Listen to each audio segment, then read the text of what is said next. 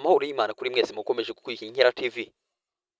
Uyu munsi twabateguye kubagezaho amateka cyangwa se inkomoko y'igisigo, aho ishoke inshonzi ya Gitarama.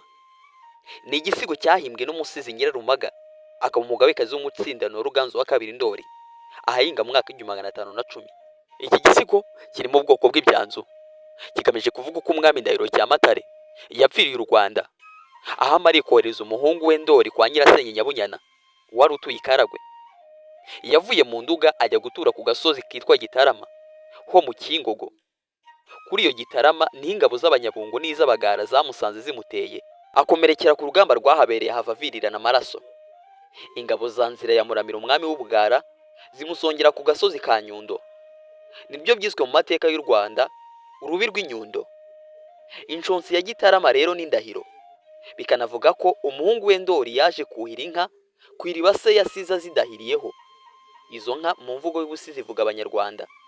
Koko rero Ndoli abunduta avuye i Karagwe ko bahinda kwa Nyirasenge, afatanyije n'uwo Nyirarumaga ubyivugira.